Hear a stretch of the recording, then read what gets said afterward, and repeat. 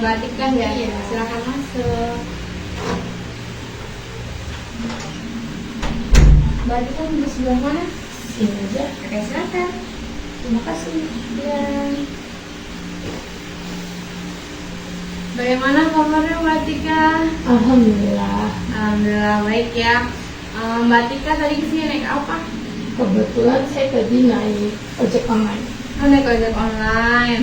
Jarak dari rumah Mbak Atika ke sini emang jauh gitu? Main sih Mbak 5 kilometeran lah. Iya, lumayan ya. Kenapa enggak Mbak pakai kendaraan sendiri aja? Kebetulan kendaraan di rumah cuma satu dan ganti-gantian sih, dan ini lagi dipakai adik saya, jadi saya yang ngalah naik. Oh iya Kak. Mbak Atika kesibukannya apa ya? Lagi kesibukan apa? Saya ya di rumah aja sih Mbak, nyari-nyari lamaran kerja sama bantu-bantu orang tua di rumah. Memang orang tua Mbak Atika buka warung atau gimana? Iya, ada warung sih di rumah, ibu bisnis. Jadi kayak jualan nasi gitu kalau pagi, sama buka warung sembako gitu. Oh, warung sembako. Itu buka warungnya di depan rumah Mbak atau bagaimana? Iya, di depan rumah. Oh, di depan rumah. Iya, kebetulan kan rumahnya juga dekat SD sih Mbak, jadi Iya, jadi banyak anak Iya. SD ya yang beli, ya benar. Tapi untuk sembakonya itu gimana? Di jauh dari rumah Mbak Atika atau bagaimana? enggak sih Mbak, di rumahnya aja ya. Oh, jadi Satu satu rumah jadi itu sekalian ya jual. dikit-dikit doang sih, nggak yang banyak gitu.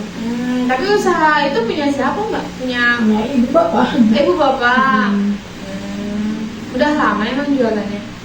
Lama sih Mbak, dari saya kecil. Oh, dari Mbak kecil gitu. Oke Mbak Atika. Mbak Atika tahu tempat ini dari mana? Kebetulan saya tahu dari teman sih Mbak. Oh, dari teman. Temennya Mbak Atika pernah konseling di sini? Iya, jadi saya direkomendasiin suruh kesini aja katanya. Oh gitu. Terima kasih ya Mbak ya, sudah mampir ke tempat ini, sudah mempercaya saya juga sebagai konselor Mbak gitu ya.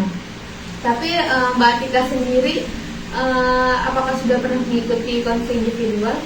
Belum pernah sih Mbak, baru ini pertama kali. Oh, baru ini pertama kali gitu ya. Pasti Mbak lagi ngerasa deg-degan ya. Iya benar. Gak usah takut Mbak, kita di sini santai aja, kita senang-senang aja, nggak usah yang terlalu Mbak takut-takutin gitu. Emang apa sih yang Mbak takutin sebenarnya? Ya karena baru pertama kali aja sih Mbak, mau cerita-cerita banyak ke orang yang baru kenal aja gitu. Oh gitu. Tadi Mbak Tika bilang baru lulus ya, 1 tahun yang lalu. Iya, Emang kuliah di mana dulu Mbak? di Istiqomah sih Mbak, Di Istiqomah. Itu di dekat mana ya? di dekat RSUD Cilegon sana, kampusnya swasta. Oh, swasta.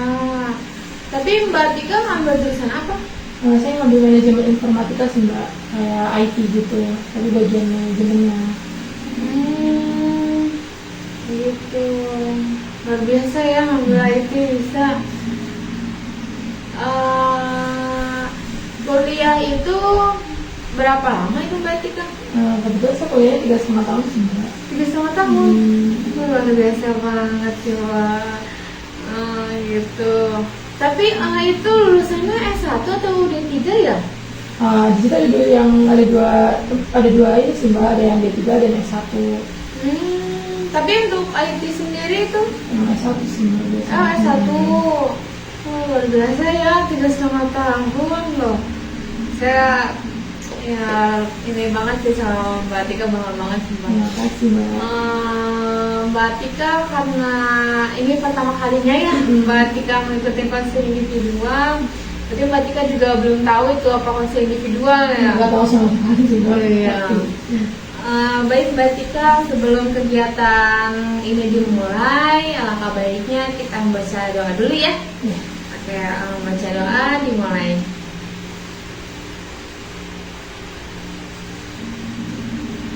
Baca doa selesai. Mbak Tika, karena Mbak Tika di sini pertama kalinya ya, jadi saya akan memberikan mungkin pemahaman dulu gitu ya, supaya Mbak Tika punya gambaran nih apa itu konseling individual gitu ya. Supaya kita juga mempunyai pemahaman yang sama, kita juga mempunyai perspektif yang sama, supaya dari permasalahan yang Mbak ini, Mbak bisa menemukan solusinya gitu. Jadi konseling individual itu suatu pemberian layanan kepada individunya Mbak ya. Nah, jadi Mbak di sini sebagai kliennya saya, jadi saya sebagai konselornya Mbak gitu. Jadi suatu pemberian layanan kepada individu yang dilakukan secara face to face atau secara langsung seperti kita saat ini gitu. Jadi dalam konseling individual itu bertujuan untuk mengembangkan potensinya Mbak Atika, mengembangkan keterampilannya Mbak Atika, dan mungkin juga bisa menambah wawasannya Mbak Atika gitu. Jadi di sini Mbak Atika itu harus berani berbicara juga gitu. Jadi bisa dikembangkan mungkin potensi atau keterampilannya Mbak Atikanya gitu. Konseling individual ini juga berupaya untuk individu itu mampu memahami dirinya sendiri, mampu mengenali dirinya sendiri, bahkan mungkin bisa mengendalikan dirinya sendiri gitu. Jadi tahu apa yang harus dilakukan dan apa yang harus tidak dilakukan gitu. Apakah sampai sini Mbak Atika paham? Sedikit paham sudah. Sedikit paham ya. Di dalam konseling individual juga terdapat 5 asas Mbak yang perlu kita terapkan gitu. Jadi kita sama-sama menjaga data atau informasi dari Mbak Atika berikan gitu. Jadi Mbak Atika nggak perlu khawatir, Mbak Atika nggak perlu ragu, Mbak Atika juga nggak perlu takut gitu ya untuk bercerita sama saya gitu. Jadi dari 5 asas ini, asas yang paling dominan itu ada asas kerahasiaan. Jadi Mbak Atika ini nggak perlu khawatir karena saya akan menjaga rahasianya Mbak gitu. Jadi semua data atau informasi yang Mbak berikan kepada saya itu saya akan rahasiakan Mbak, karena di sini saya sudah disumpah konselorkan gitu. Jadi Mbak nggak perlu takut untuk saya bongkar ceritanya. Jadi Mbak nggak perlu takut untuk saya beberkan informasinya gitu, nggak perlu takut ya. Yang kedua itu ada asas kesukarelaan. Jadi Mbak datang ke sini secara sukarela ya, tanpa ada paksaan ya. Benar sukarela ya? Iya. Yang ketiga itu ada asas keterbukaan, di mana Mbak itu harus terbuka untuk menceritakan permasalahannya Mbak gitu. Jadi Mbak nggak perlu ada yang ditutup-tutupin gitu, karena kalau misalkan Mbak tutup-tutupin, ya saya juga nggak tahu permasalahannya Mbak itu apa gitu. Jadi Mbak di sini bebas kok untuk berpendapat, bebas untuk menceritakan segala macam yang Mbak mau ceritakan kepada saya gitu. Yang keempat itu ada asas kekinian. Jadi permasalahan yang di masa lampau atau masa lalunya Mbak itu masih terjadi atau terganggu sampai saat ini gitu. Dan yang terakhir itu ada asas kemandirian, di mana klien atau Mbak Atika sendiri yang memutuskan solusi dari permasalahan Mbak sendiri gitu. Jadi saya di sini hanya menjembatannya Mbak saja gitu. Apakah Mbak Atika paham? Sudah sedikit paham sih Mbak. Sedikit paham ya. Oke, semoga Mbak Atika bisa memahaminya. Apakah Mbak Atika sudah siap mengikuti konseling ini? Insya Allah sih. Insya Allah siap ya. Harus siap dong. Jadi Mbak Atika harus cerita ya semuanya ya, supaya kita ketemu nih akar dari permasalahannya itu apa gitu. Jadi kita juga bisa tahu nih dari permasalahannya ini tuh harusnya solusinya sebagaimana gitu. Tapi untuk solusi Mbak Atika sendiri yang memutuskannya gitu. Oke Mbak Atika, kira-kira apa yang ingin Mbak Atika ceritakan? Jadi beberapa hari terakhir ini saya merasa overthinking parah sih Mbak. Jadi kayak saya udah 1 tahun lulus, tapi sampai saat ini saya belum mendapatkan pekerjaan. Jadi saya merasa kayak saya nggak berguna banget ya. Kenapa saya belum dapat kerjaan gitu sih? Berarti dari tadi yang Mbak bilang kan Mbak baru lulus ya, terus Mbak merasa overthinking gitu ya karena belum dapat kerjaan gitu.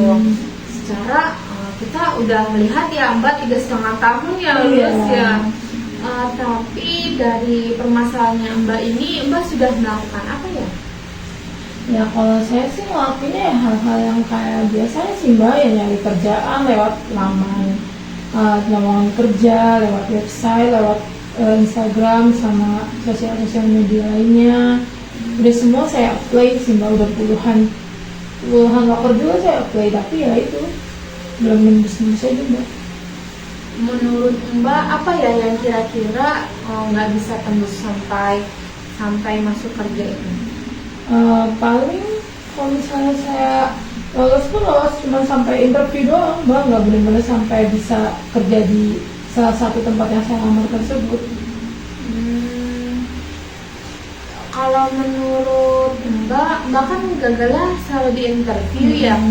Tapi menurut Mbak sendiri apa sih permasalahan Mbak tuh yang sehingga Mbak ini selalu gagal di interviewnya? Mungkin apa karena saya kurang pede kali ya Mbak ya, atau sebenarnya saya merasa waktu di interview ya bisa jawab aja sih Mbak, tapi ya mungkin karena kurang pengalaman kali, tapi nggak tahu sih. Oh, Mbak Tikanya kurang pengalaman rasanya. Tapi waktu magang itu bagaimana? Apakah Mbak Tika sudah sesuai dengan potensinya? Jadi waktu saya kuliah, waktu magang ya sesuai dengan jurusan saya juga sih Mbak. Terus kalau untuk potensi ya saya bisa sih yang ngikutin jurusan saya tersebut, cuman bukan yang benar-benar sampai ahli gitu sih Mbak.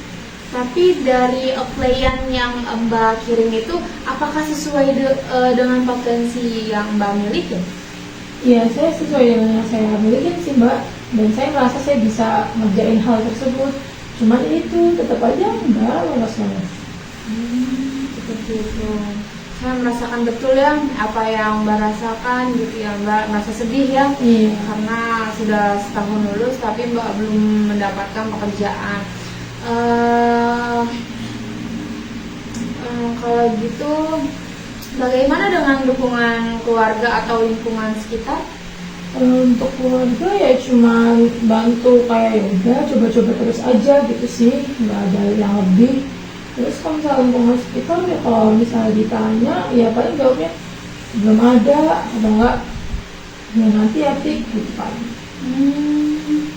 Tapi kan di sini Mbak merasa potensinya Mbak sudah unggul lah ya, kata Mbak ya, potensinya merasa saya punya potensi gitu ya. Tapi menurut Mbak potensi di bagian mana yang menurut Mbak itu lebih unggul? Sebenarnya di bagian manajemennya saya juga bisa. Saya ngerasa saya bisa sih Mbak, kayak untuk manajemen waktunya, untuk manajemen koordinir pekerjaan, atau bagian pekerjaan yang di bagian database tersebut yang saya bisa tuh saya bisa sih Mbak. Cuman ya saya belum bisa menunjukkan hal itu karena saya belum dapat kerjaan tersebut. Tapi saya ngerasa saya bisa. Tapi Mbak sudah menggali potensi Mbak lebih dalam dan mencari pekerjaan yang benar-benar yang sesuai sama potensinya Mbak, atau Mbak hanya mengapply aja gitu ke tempat perusahaan lain gitu tanpa melihat potensinya Mbak gitu? Awal-awal tuh ya lewat yang sesuai saya mau. Nah karena udah makin lama udah nggak dipanggil-panggil, jadi ya udahlah sekarang mah apply apa aja yang penting bisa kerja dulu. Tapi secara dukungan tadi keluarga hanya mencari sendiri gitu ya, berusaha mencari sendiri gitu ya. Tapi bagaimana dengan relasinya Mbak? Untuk relasi, untuk temen sih waktu kuliah temen saya banyak ya, temenan biasa. Cuman ya mereka yang udah pada dapet kerja tuh kalau ditanyain ya gitu Mbak jawabannya dari saudara lah, ada yang bilang tapi belum ada loker segala macam, jadi kayak mereka nggak mau ngasih tahu informasi ke saya gitu. Tapi apakah Mbak dengan teman dekat yang Mbak mempunyai permasalahan dulu waktu kuliah? Waktu saya punya teman dekat yang waktu kuliah sih nggak ada ya Mbak ya permasalahan lebih. cuman dia itu ngerasa nggak mau lebih unggul dari saya gitu loh Mbak. Maksudnya kayak kalau saya lebih unggul dari dia nggak mau. Tapi mengapa Mbak bisa berpikiran seperti itu? Karena dulu pernah sih Mbak waktu kuliah kita tuh satu project, terus tuh Kira-kira proyeknya seperti apa? ya kayak bikin website gitu Mbak, sedangkan satu kelompok itu kan 4 orang, terus termasuk sama teman dekat saya ini. Tapi waktu presentasi itu selalu dia bilang bahwa proyek ini dia yang unggul bekerjanya, padahal kita bareng-bareng, terus kayak bahkan lebih banyak saya yang ngerjain, finishing pun saya yang ngelakuin. Tapi ya dia merasa bahwa itu pekerjaan dia, dan dia selalu bilang konsel saya tuh kerjanya di kelompok tersebut kurang ke dosen-dosen, jadi saya nilainya dibedain dari yang lain, padahal sih juga kerjanya lebih daripada mereka. Jadi saya ngerasa di situ kayak, oh dia nih nggak mau nih lebih unggul dari saya gitu. Padahal saya ngerasa kayak ya udah bareng-bareng aja gitu loh, tapi kenapa dia malah gitu? Tapi temannya Mbak ini sudah mendapatkan pekerjaan. Iya, dan dia sudah dapat pekerjaan. Tapi menurut Mbak dia ini sama nggak potensinya sama Mbak? Saya rasa dia sama saya. Bahkan kalau misalnya saya mau berusaha lebih keras, saya bisa di atas dia sih untuk potensi yang Mbak ya. Tapi ya entah kenapa dia selalu mendapatkan apa yang dia mau gitu loh Mbak. Jadi kayak langsung dapat kerja, selalu lulus, terus nilai-nilai dari kuliah pun dia nggak seberusaha keras itu, tapi dia mendapatkan nilai tersebut itu loh Mbak. Seperti itu ya. Ya Mbak Tika, saya mengerti perasaan Mbak Tika. Tapi dari relasinya Mbak ini ya, kan sekarang sudah zamannya canggih juga ya. Apakah Mbak hanya punya teman satu itu saja atau mungkin yang lain? Kalau yang dekat ya baru satu itu doang, adanya cuma satu doang sih Mbak, yang lainnya mah ya hanya sekedar teman aja. Tapi kenapa nggak Mbak coba tanya, siapa tahu dia mungkin lebih mengasih tahu informasi lebih lanjut. Belum saya tanya sih Mbak, nanti mungkin mau saya tanya. Jadi saya ya udah mentok sih Mbak, cuma nanya ke orang udah kayak trauma gitu. Kalau misalnya nanya ke orang pasti jawabannya kayak gitu, kayak dari saudara lah, atau enggak lagi nggak ada locker begitu aja. Jadi kayak udah malas lah nanya ke orang. Tapi kesehariannya Mbak saat ini gimana? Ya di rumah aja sih Mbak, kadang ya kalau misalnya keluar, kalau misalnya ada kegiatan-kegiatan di rumah, misalnya kayak pengajian atau apa gitu-gitu aja sih. Jadi Mbak juga suka ikut pengajian gitu ya, gitu-gitu untuk mengisi waktu. Kan Mbak sudah mengeplay di sosial media, Mbak juga sudah menanyakan kepada teman-temannya Mbak gitu ya. Tapi menurut Mbak apa sih yang masih kurang di dalam diri Mbak itu, kayak kenapa ya saya masih merasa kenapa nggak adil gitu? Saya merasa ya kayak mungkin nggak tahu sih Mbak, makanya saya juga bingung apa saya kurang pengalaman atau apa, kenapa saya nggak pernah bisa tembus ke perusahaan atau pekerjaan-pekerjaan yang saya pengen, sedangkan teman-teman saya lain bisa dengan mudahnya. Jadi saya tuh bingung banget sih Mbak, sekarang tuh udah kayak mentok banget, saya harus apa lagi gitu loh. Tapi pas saat interview kan Mbak mentoknya di interviewnya gitu ya. Nah itu karena apa? Sebenarnya waktu di interview ya lancar-lancar aja sih Mbak, cuma waktu ditanya pengalaman kerjanya udah ngapain aja, ya saya bilang hanya pengalaman organisasi aja selama kuliah, karena ya waktu kuliah kan kegiatannya cuma kuliah, kerja, ikut himpunan atau organisasi di kampus, udah gitu-gitu aja sih Mbak. Tapi Mbak sama sekali belum pernah mengikuti mungkin proyek-proyek dari perusahaan gitu atau apa? Belum sih Mbak, cuman ya paling terjun di perusahaan waktu magang itu, waktu PK dari kampus itu. Tapi menurut dari perusahaan yang Mbak waktu magang, bagaimana menurut penilaian mereka dengan potensinya Mbak? Kalau misalnya di penilaiannya itu bagus Mbak, saya juga dapat nilai A semua itu dari perusahaan, cuman ya namanya magang doang Mbak, ya bingung sih juga. Tapi waktu magang itu kan bisa mengenali Mbak gitu, bahwa passionnya Mbak tuh di mana gitu kan. Nah, kenapa nggak Mbak lanjutin di tempat magang tersebut untuk menambah pengalaman Mbak setelah lulus itu? Belum kepikiran sih, jadi ya saya bingung juga sih. Kenapa kalau magang kan beda sama kerja ya. Iya. Tapi saya juga belum nyoba sih, jadi saya mau minta saran dari Mbak aja gimana baiknya saya tuh harus ngapain gitu Mbak. Jadi Mbak meminta saran ya. Dan karena di sini permasalahannya Mbak itu kurang pede, kurang pengalaman, Mbak juga kurang dukungan dari lingkungan sekitar, bahkan orang tua Mbak juga kurang mendukung gitu ya. Jadi saran saya, Mbak coba komunikasi sendiri dulu di depan kaca gitu ya, untuk Mbak itu bisa percaya diri. Gitu. Untuk masalah yang terutama cantik lebih dulu kayak Mbak pertama di awal bilang gitu ya. Sebenarnya itu bisa mengikuti aja sih kalau misalkan public speakingnya kita tuh bisa bisa lancar gitu tuh, tanpa adanya hambatan gitu tuh. Jadi ilmunya Mbak juga mengenai interview, mengenai soal-soal saat interview itu harus Mbak kuasain dulu gitu. Jadi ketika Mbak interview itu Mbak jadi sudah siap gitu secara fisiknya maupun pengetahuannya Mbak gitu. Jadi saran saya agar Mbak pede ya Mbak coba untuk berbicara sendiri dulu saat di kamar dengan kaca gitu.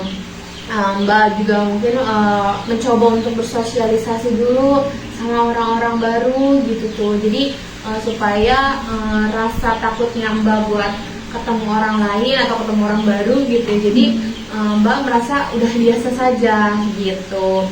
Jadi yang kedua, permasalahan Mbak itu karena kurang pengalaman ya. Karena di sini juga pekerjaannya rata-rata membutuhkan pengalaman gitu kan.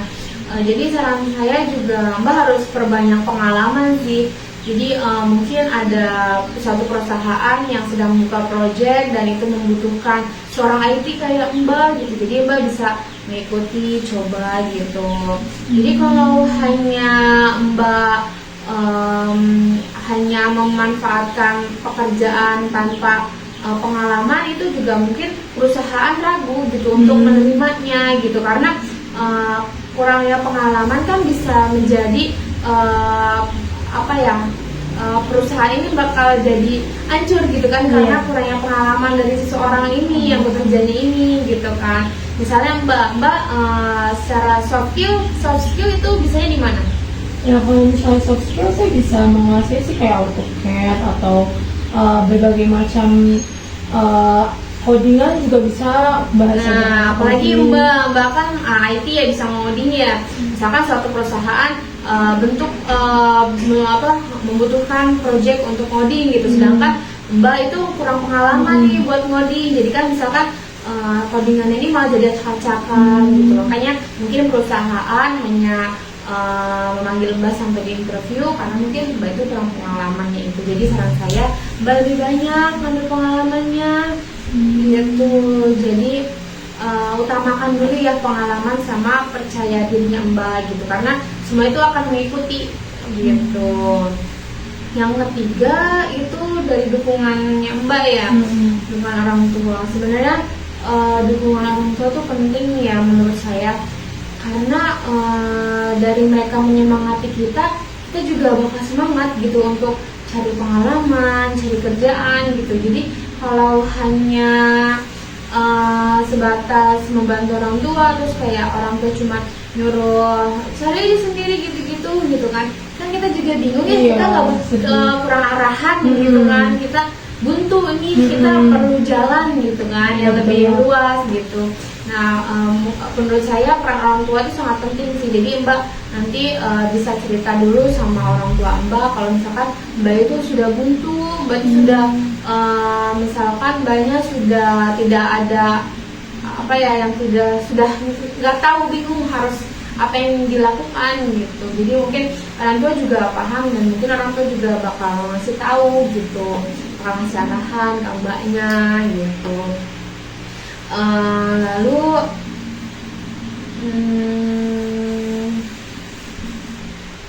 saran saya ya, karena di sini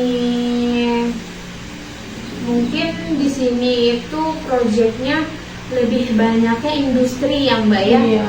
Karena kita dekat dengan kawasan ya.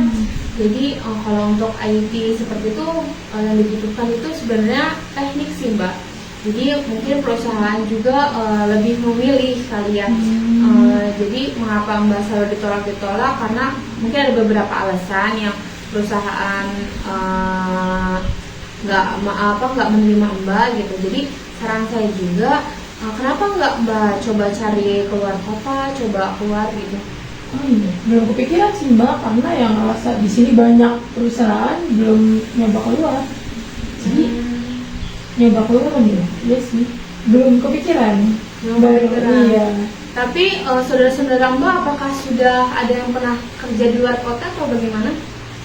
Kalau untuk saudara kebanyakan ya pada kerja di sini sih Mbak, jadinya kayak nggak ada niatan mau ke luar kota gitu. Jadi saudaranya pada di sini semua Iya. gitu ya. Nggak apa-apa Mbak, coba cari pengalaman baru luar kota ya, siapa tahu luar kota bisa menerima Mbak gitu. Karena kan Mbak sudah coba ya di sini, tapi rata-rata pada menolak gitu karena dari interview Mbak kurang pengalaman segala macam. Jadi boleh Mbak cari pengalaman di luar kota gitu. Apalagi kota-kota besar kan masih banyak kan yang membutuhkan buat seorang IT gitu ya kan. Jadi kayak nggak mungkin seorang IT nggak dibutuhkan. Hotel saja perlu kan untuk seorang IT gitu kan. Saran saya seperti itu sih Mbak. Makasih Mbak. Jadi berarti saya harus nyoba apply yang di luar dari daerah Cilegon kali ya Mbak ya? Iya Mbak, boleh tuh apply, atau mungkin Mbak nambah pengalaman dulu aja ke luar kota. Mungkin dari pengalaman Mbak kan dapat sertifikat ya, itu bisa mendapat bisa juga jadi kualifikasinya Mbak buat daftar di Cilegon juga gitu. Nah, saya sih gitu Mbak. Iya sih Mbak, benar juga ya Mbak. Iya. Di sini baru kepikiran sih Mbak, kalau misalnya nyoba di luar kota belum pernah kepikiran pengen nyoba. Iya, nggak apa sih, nanti dicoba. Tapi untuk Mbaknya sendiri, Mbak emang sudah siap untuk keluar kota? Sebenarnya ya gimana Mbak, karena udah lama di sini, terus kayak udah ngerasa di sini tuh udah nge-play di mana-mana tapi pada nolak, jadi mau nggak mau mungkin saya harus keluar dari zona nyaman ya juga. Iya betul, karena kita emang sebenarnya harus keluar dari zona nyaman kita sih Mbak, supaya kita tuh mendapatkan apa yang kita mau sebenarnya. Jadi kalau Mbak hanya terpaku dengan nyamannya Mbak di sini dan Mbak hanya nggak bergerak sama sekali, ya Mbak jadi batu di sini gitu.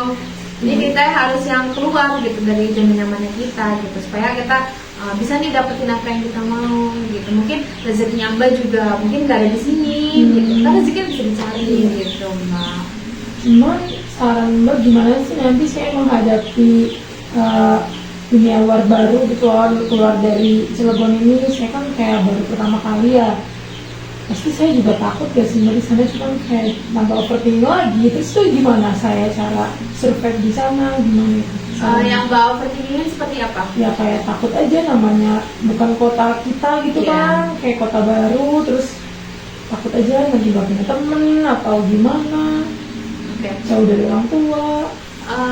Kalau saran saya ya, Mbak kan mencoba untuk keluar, tapi harus dengan izinnya orang tua juga. Maksudnya nggak Mbak dengan saran saya Mbak langsung keluar gitu, nggak mungkin kan. Mbak juga harus membutuhkan izin dari orang tuanya Mbak gitu. Jadi bagaimana dengan keputusannya orang tua dan keputusannya Mbak gitu. Jadi kalau menurut Mbak yakin untuk keluar, ya nggak apa-apa keluar gitu. Cuma saya di sini hanya menyarankan saja gitu. Jadi untuk masalah survive atau apa, mungkin Mbak akan beradaptasi ya nantinya gitu. Jadi Mbak punya manajemen sendiri gitu ya di luar kota. Jadi bagaimana waktu memisahkan untuk pulang ke rumah, untuk kerja lagi, untuk istirahat seperti itu. Jadi gitu ya. Ini Mbak, terima kasih banyak atas sarannya. Nanti juga saya bakal bilang ke orang tua kalau misalnya saya mau nyoba hal baru tersebut. Semoga aja diizinin sih Mbak ya. Tapi Mbaknya mau keluar? Ya mau nyoba juga sih Mbak, karena ngerasa ya masa gitu-gitu aja gak sih Mbak. Terus nanti makin lama lebih baik nyesel dicoba daripada belum pernah nyoba. Iya, benar-benar.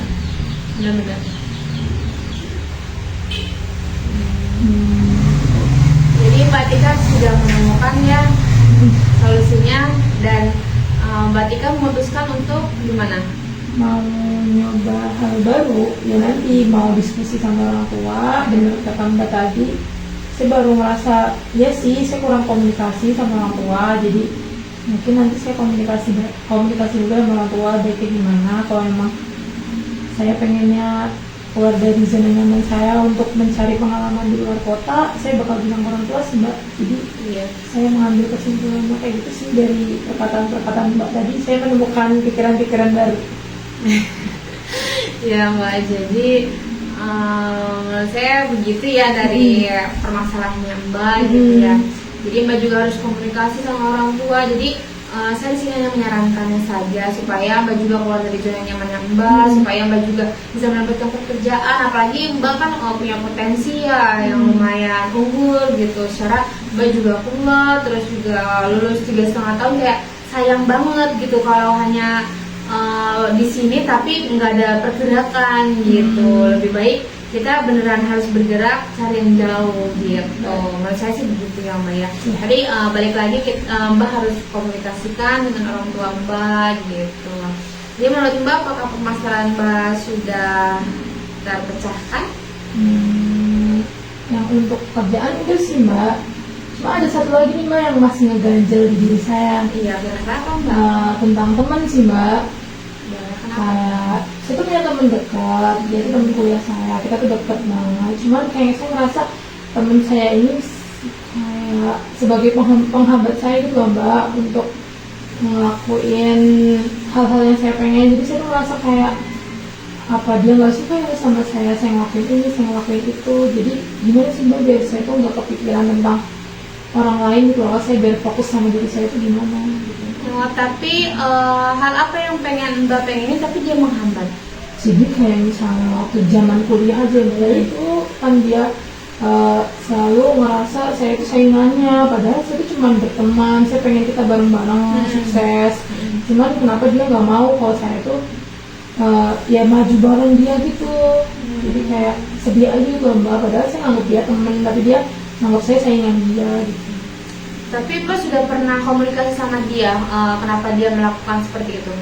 Saya kalau bisa lagi ngobrol sama dia selalu baik sih Mbak di depan saya. Tapi saya pernah dengar dari satu teman saya, dia bilang kalau misalnya di belakang saya itu dia yang gak suka sama saya, jelek-jelekin saya gitu. Saya mau ngomong ke dia, udah kayak kecewa duluan gitu loh Mbak.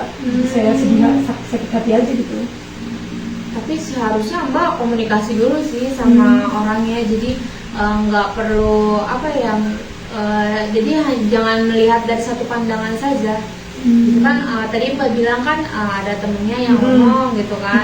Nah menurut saya bisa saja orang itu yang nggak suka sama Mbak gitu. Jadi Mbak nggak bisa menjudge kalau misalkan dia ini nggak suka sama Mbak gitu. Jadi mungkin harus komunikasi juga sama Mbak. Jadi Mbak juga harus kasih tahu nih apa yang Mbak rasain. Kayak tadi Mbak misalkan kesel gitu ya, sedih gitu ya, karena teman satu angkatan, teman bareng, Mbak anggapnya dia teman, tapi dia malah nggak suka kalau kita tunggu bareng gitu ibaratnya. Maksudnya kita harusnya komunikasiin dulu sih Mbak, menurut saya. Jadi saya harus ngomong dulu gitu ya Mbak ke dia? Iya, nggak bisa menjudge kalau misalkan dia itu buruk gitu tuh. Gitu menurut saya Mbak. Baik, nanti saya coba ya. Bagaimana, apakah ada yang mau disampaikan lagi? Udah sih Mbak, karena saya merasa saya udah dapet beberapa pandangan solusi yang nanti saya bakal lakuin selanjutnya. Terima kasih ya Mbak ya atas bantuannya, udah mau dengerin saya, udah mau dengerin keluh kesah saya, udah mau ngasih saran juga ke saya. jadi kita sudah berbicara banyak ya Mbak Atika ya. Jadi dari dua permasalahan yang Mbak Atika, yang masalah pekerjaan dan masalah teman, itu boleh Mbak simpulkan bagaimana? Jadi kalau menurut saya ya benar kata Mbak tadi, sesuai dengan saran Mbak tadi, untuk pekerjaan saya harus benar-benar bisa menggali lebih dalam lagi potensi saya dan mencari pengalaman-pengalaman lebih supaya saya bisa dinilai lebih untuk perusahaan, sehingga perusahaan mau ngambil saya. Dengan cara yang mungkin salah satunya saya komunikasi ke orang tua supaya saya bisa keluar dari zona nyaman, mencari pengalaman baru. Pertama tadi kan mungkin emang rezeki saya bukan di sini, di kota orang atau di kota lain saya mendapatkan rezeki yang lebih bagus. Saya mau mencoba hal itu. Kemudian kalau untuk temen, benar sih kata Mbak, karena salah saya juga, saya belum komunikasi ke dia.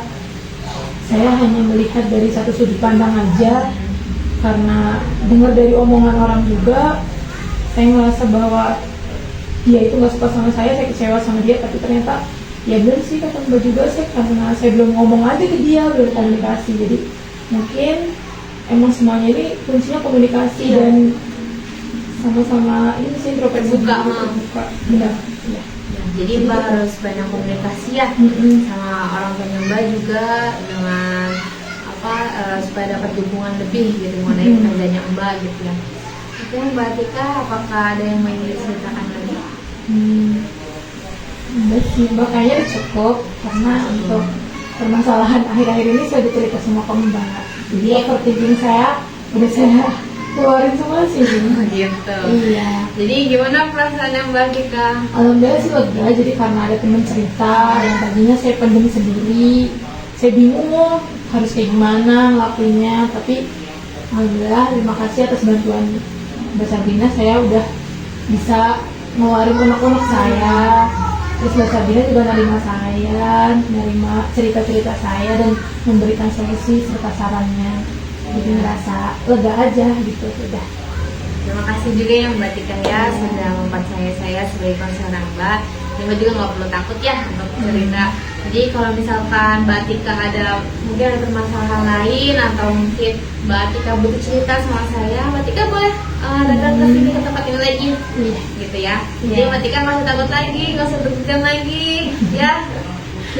Tapi Mbak Sabrina kalau bilang ke siapa kan saya malu. Enggak, kan saya sudah janji. Iya kan, sudah dikeluarkan semua ya.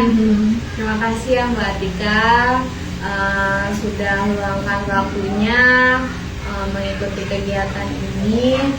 Mari bersama-sama kita mengucapkan hamdalah. Terima kasih banyak ya Mbak Atika. Aku juga makasih banyak ya Mbak Sabrina udah dengerin aku. Jangan bosan-bosan dengerin cerita saya ya. Iya. Nanti mungkin kalau misalnya ada masalah lagi saya bakal kesini lagi. Iya boleh, dengan senang hati saya menerima Mbak Atika kasih ini. Oke, terima kasih banyak Mbak Sabrina. Lalu saya pulang dulu ya. Iya. Terima kasih. Sama-sama.